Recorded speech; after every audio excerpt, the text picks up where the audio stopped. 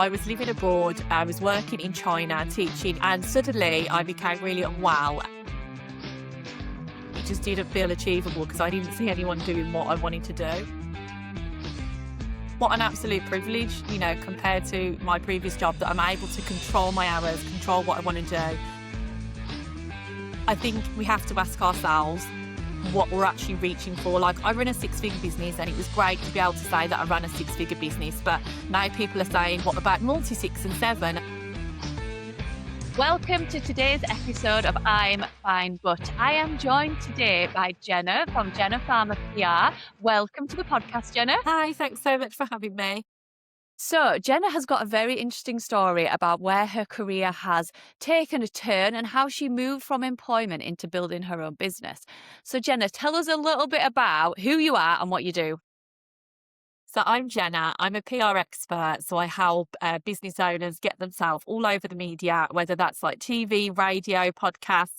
And I do that in a few different ways. For some people, I work with them one-to-one and do all of their PR. But I also have some done with you options, which include my mastermind, which you're part of, and my membership, where I share press opportunities to your phone. So it's all really about showing people how PR can be like a quick and simple part of their day. So, where did you start out then? Because this is not what you've done forever, is it? No, so I was a teacher, and I was living abroad. I was working in China teaching in an international school, and suddenly I became really unwell and I was diagnosed with Crohn's disease. And that was a really difficult point of my life because I was living abroad and I didn't know anyone. I couldn't speak the language. I was having to go to all these hospital appointments. So I started to talk about it online. And when I came back to the UK, I wrote various articles on my blog, and it just got a lot of media attention. I was profiled in newspapers, and I was asked to write for XYZ magazine, and that's not an actual magazine, but just examples. And suddenly I started to get much more of a media presence, and this led to so many opportunities. So I was able to leave teaching, got a job writing for Metro and other publications. I had a very small book deal, but it was still very exciting. And it just allowed me to transition into the media world, which I'd always wanted to work for. Felt really out of reach coming from Birmingham, not having any connections in London, coming from a very working class background. It's a lot more diverse now, but the media has in itself always been a sort of London centric middle class profession. So it felt like there was a lot of barriers. So I really went for it and decided that I would work in the media and sort of use the stories that I was sharing to get myself a media presence. And then, after so long, people were asking me how did you do that for yourself? How did you write for this magazine? How did you write for this publication? And that's really when I transitioned into PR, helping people do it for themselves, get themselves featured, get themselves becoming that person that's known for XYZ. And that's what I do now. And that's just crazy, isn't it? That something that you've done, people are seeing that and going, but I want to do that, Jenna. That's awesome that you've managed that. And did you like writing before when you were teaching? Was that something that you were always interested in? Yeah. It's always something I'd wanted to do. And it's something that, again, it's really hard when you just don't see other people like you doing it. And I'm not pretending that I'm the first journalist that comes from Birmingham or anything like that. But it just felt really out of reach because it's something I had always wanted to do. But everyone said to me, okay, you're going to have to do a year-long internship. And I didn't have the money to do an internship. And I didn't know anyone in London that I could stay with. So I'd always wanted to work in journalism. I'd always love writing. And I tried a little bit at my local paper and things like that. But that wasn't really what I wanted to focus on. I wasn't really that interested in news. I was interested in opinion and discussion and lifestyle and fashion and health and all of those sorts of things. So it's something I'd always wanted to do. So it was definitely a blessing in disguise what happened to me. Probably if I'd have had that confidence in myself, I could have done it earlier. But I think it's like anything in business. When you see other people do what you want to do, it suddenly feels a lot more achievable to you. And at the time, it just didn't feel achievable because I didn't see anyone doing what I wanted to do. Yeah, definitely. I think once you see someone else that's, you can look at them and go, that is awesome. I want to be in that place. I want to be able to do that. It does make it seem more accessible because, you are creating a trend, you're creating a new role effectively. So when you were teaching and you got ill, did you stop teaching and then decide to do this afterwards? How did that transition happen? It was definitely a slow transition. So I kept working for a bit in China. And then when I was due to come home, like when my contract finished, I was definitely ready to come home. So I came back to England and I just used it to my advantage. So I would start off by doing supply, or I would do like a 3-day week contract. And I just gradually, sorry, increased the writing I was doing versus the teaching. So I definitely could have took the jump sooner, but it does feel really scary, especially when I did have a child then, but obviously I had rent to pay and things like that. So, one thing about teaching, being a secondary school teacher and in English, which is quite an in demand subject, is that I could do supply. So I would do supply. I would do sometimes like 1 week on, 1 week off. Sometimes I'd take a short term contract, but only for 3 days. And I did that for a good year or two, really, until actually someone offered me a contract and I realized actually I had enough writing work. So I just said no. And I was like, I'll definitely come back next time. And then I just didn't. And, I just sort of pushed it and pushed it until I realized that actually I wasn't a teacher anymore. Yeah, and I think as well, being a teacher, I think that's almost part of your identity that you're a teacher. Yeah. You can become a bit institutionalized as a teacher. And my sister-in-law Kate now works for me, and she was also a teacher. And she kept saying to me, I really can't, I really want to leave teaching, but I just don't know what to do. And I kept saying, like, come and work for me. And obviously there's loads of other things you can do as a teacher. She does tutoring as well. But I kept saying to her, come and leave. And she said, oh, I can't, like, it's all I've ever known. And she sort of made the leap, and it's just amazing how much happy she's not being a teacher. So I sort of call myself as a little bit of a preacher. I've got so many teacher friends, and I keep saying, come over to the other side. But you feel like because what you do is so like specific, it can be really hard to sort of think of how your skill set can transfer. And, a lot of what I do, okay, I'm not breaking down Shakespeare or Charles Dickens anymore. And it's what I used to do in teaching when I was like, right, we're going to write a story. This is your first sentence. This is your second sentence. And I do exactly the same with the pitching. Like, this is your first sentence. This is your second sentence. So we do have so many transferable skills, but so many teachers just can't see it. And I get messages from people that I knew from teaching, or friends that are still teaching. They're like, I don't get how you're doing this. Like, I don't get how, like, you're making more money from teaching and you just seem like happy. But it just, because you're in that, it can be really hard to break free of that mindset and feeling like the stuff outside of teaching. And also the transition from employment to self-employment is Yeah. hugely scary. We have, lots of our franchisees do very similar to what you've done in the fact that they take on supply or contract work until you feel secure in yourself that you go, actually, I can smash this. I know that I've got it in Yeah. the bag. And I think just from working with you as well, it's so apparent your teaching skills. You are very patient with people and, you will be like, right, okay, let's relook at this from a different angle. How can we make this sound better? If people follow you on the social media, you do quite a lot of let's make this headline sound better, which is really good because it's not always the way that you think of things straight away. It's delving into them a little bit more. Yeah, definitely. And I think that's where that background has really helped me with that. So I would say to anyone that is a teacher that's listening and it feels like you can't transfer your skills, I think you absolutely can. There's so many ex-teachers actually in business doing amazing things, and finding that all of those skills, structure, everything that they've learned from teaching transfers really well into business. And if nothing else, I mean, it really drives you to run a business because you're like, well, I'm not going back to teaching. So Yeah. it really drives you to be like, okay, I'm going to, and also it gives you a sense of, for me, like, actually really grateful for business. I think sometimes as business owners, we are quick to sort of complain. It is really stressful. It is really busy, but like what an absolute privilege, compared to my previous job that I'm able to control my hours, control what I want to do. And I think coming from a very structured profession into business, it really gives you that sense of perspective of how lucky we are to have our own freedom and to be able to control our week. Massively, yeah. So you started your business, you got really Yeah. successful with that. At what point did you then have your son?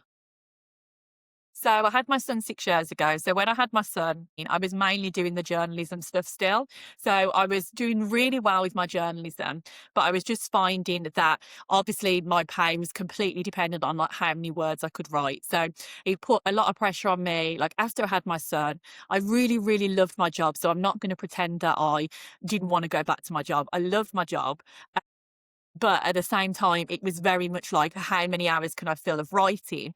And so I started to think, actually, although I'm so lucky and absolutely love it, and the fact that I was getting paid to write was just like mind blowing to me, I have to think of a way that makes more sense, because there's only so many things I can write in a given week. And therefore, there's only so much I can ever really earn. And a lot of journalists have that struggle where they have to think of how they can diversify things. So when people started to ask me about PR, I started to think then, could I create a course? Could I create a membership? And then obviously I'm still working really hard, but because I'm able to deliver it to more people, it changes how my working week can look. I can do some weeks like half term next week where I'm just going to be doing my mastermind session, doing the things that matter, and I'm still able to make as much money. While if I wasn't able to write, then I wasn't able to make any money. So after I had my son, I really started to look more at my work, how I could structure things, how I could make it more flexible. And my son's autistic, so that become even more important at around 2 years old, because it become apparent to me that actually a lot of the infrastructure that many working parents rely on, which although are not perfect and very expensive, just like weren't necessarily available to us because he has additional needs. So I really had to think strategically, like, how can I use my working week? How can my week as a business owner look and also mean that I'm there for my son? Yeah, and it's really important to diversify as much as you possibly can because you're juggling everything. And like you just said that you loved what you were doing.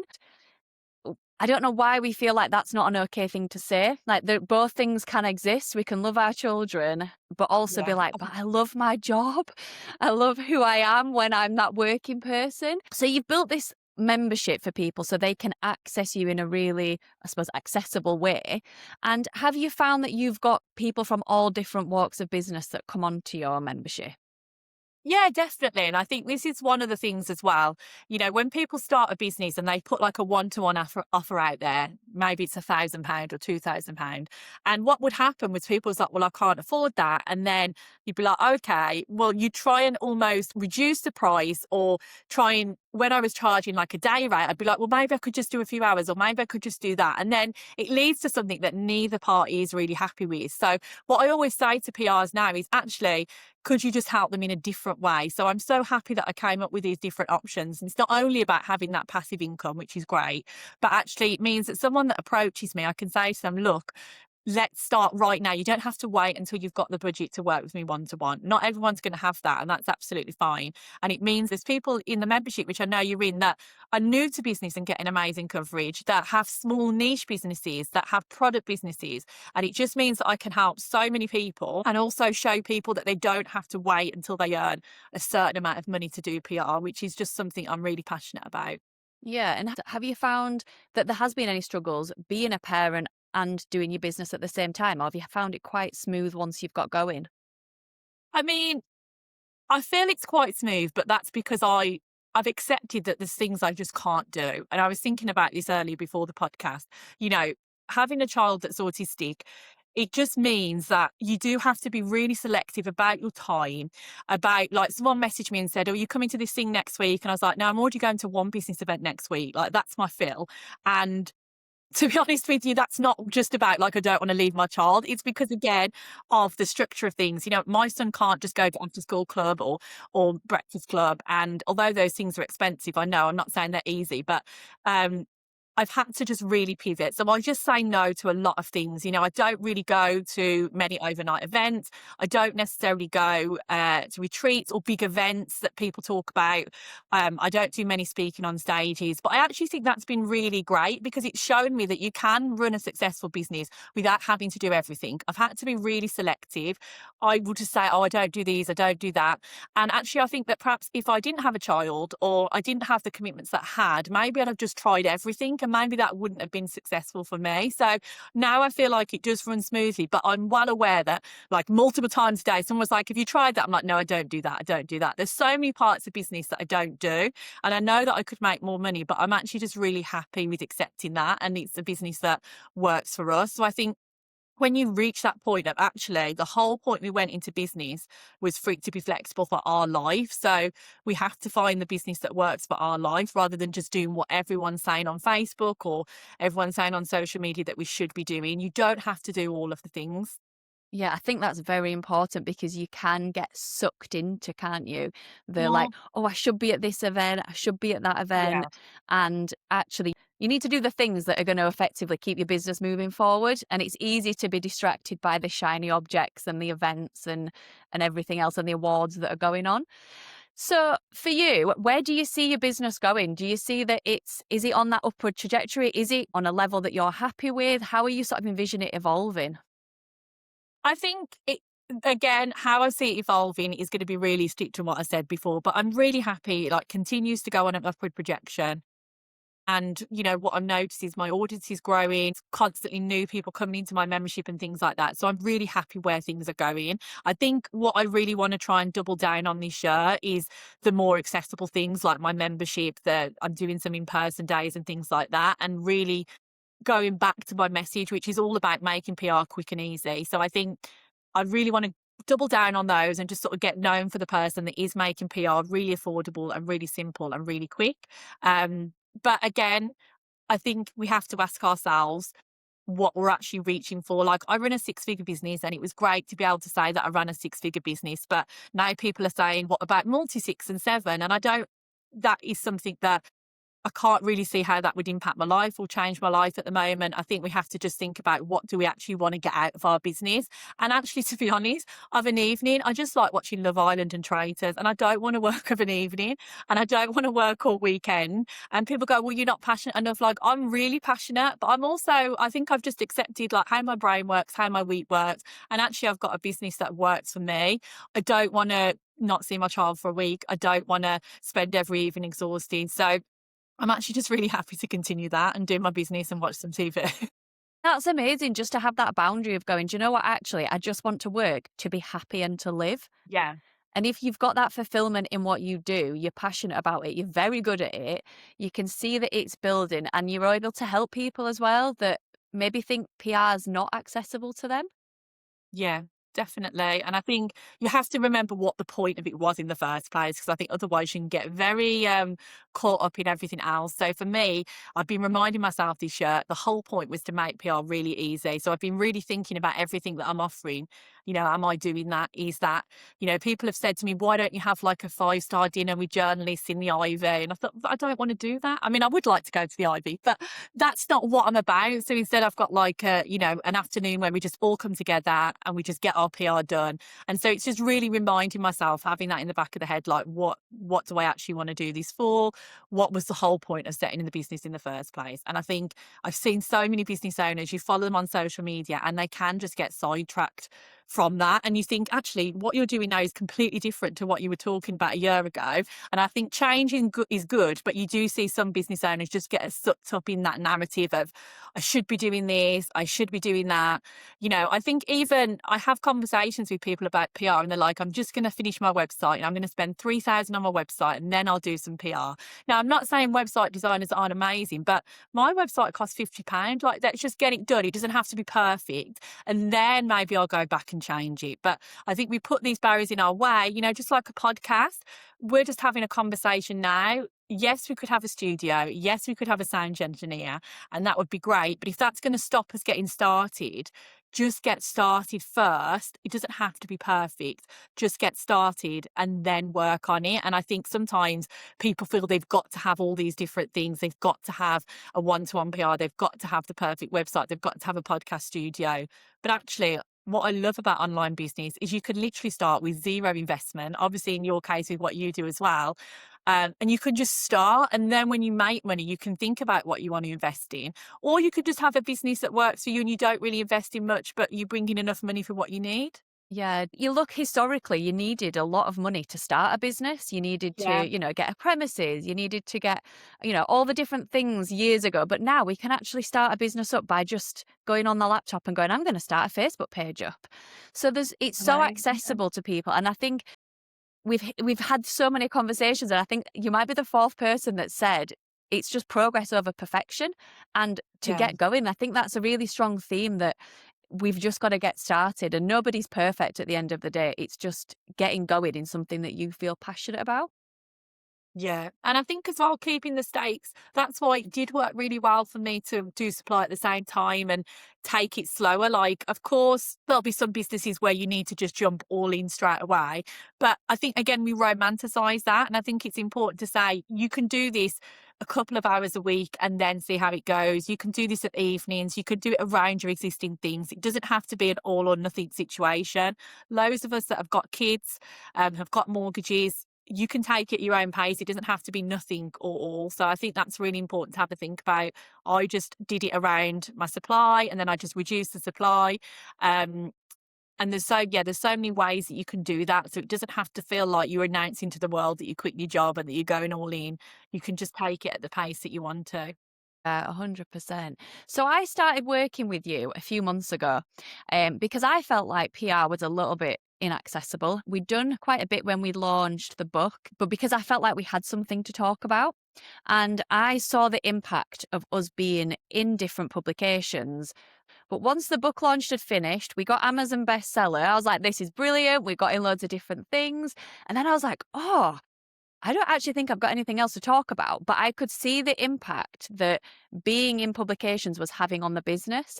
And that was the main reason that I came on board with you into your mastermind because I thought, I need to keep going. I need to keep this momentum going, but I don't know what to talk about. So if somebody is listening or watching and they're thinking, I'd love to be in PR, but I don't know what I would talk about. Have you got any advice for them?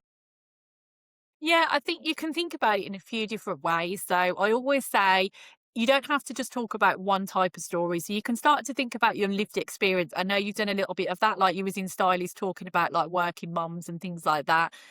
Often our lived experience can be the PR story in itself. So how you've juggled X, Y, Z. You know, in my case, I talk a lot about having an autistic child.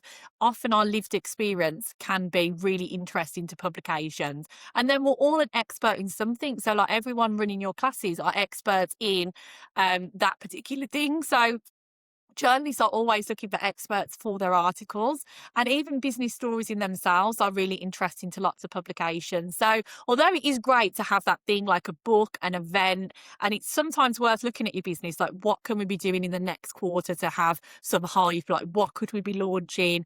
Could we partner with a charity? Should we focus on award? It's definitely worth thinking about those things. But on the whole, just you and your story, a lot of the time publications are looking for things that are relatable, that are universal experiences. So you don't have to have a really dramatic story. You don't have to be really unique to be of interest. And I think the biggest thing that you can actually do is just read the publications, you know, like stylists have this parenting section. Read that, see what sort of things they're talking about in there.